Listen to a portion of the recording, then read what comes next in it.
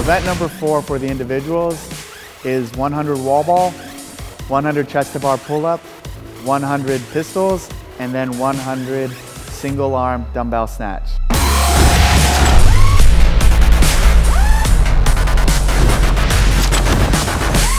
Event number 4 starts with the athlete on their green starting mat.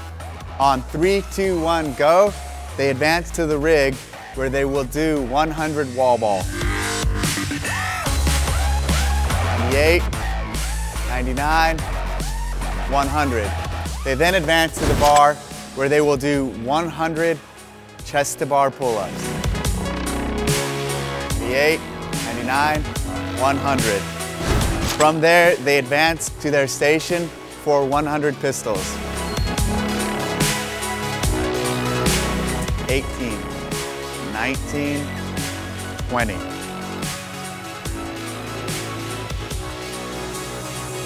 39, 40, 98, 99, 100. The athlete then advances to her station for the dumbbell snatch.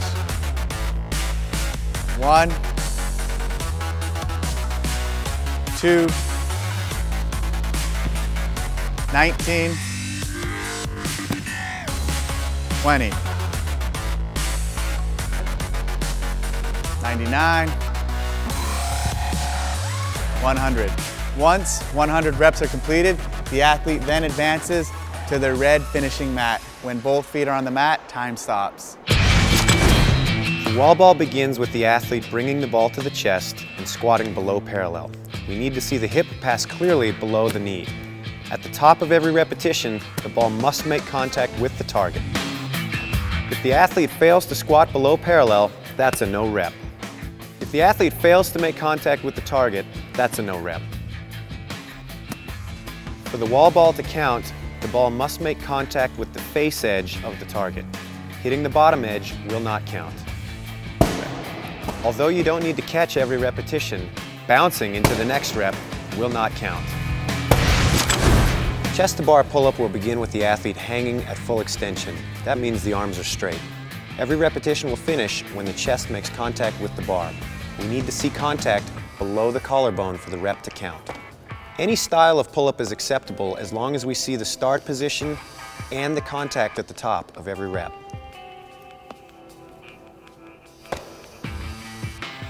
The athlete may choose any grip that they like as long as they reach full extension at the bottom and make contact below the collarbone at the top.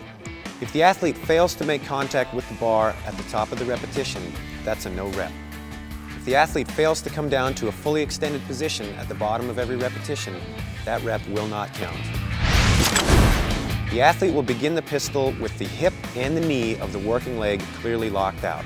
The athlete will descend below parallel, meaning the hip is clearly below the top of the knee, and return to a fully extended position before bringing the other leg down. The athlete must start and end every repetition with their working leg clearly on the white number. If the athlete comes off the number during the repetition but manages to recover, as long as they show control back on the number, that's a good rep. If at any point during the repetition the non-working leg touches the ground, that rep won't count. If the athlete fails to reach a below parallel position, meaning the hip does not pass below the knee, that's a no rep. The athlete must reach full hip extension clearly before the non-working foot can touch the ground. That's a no rep.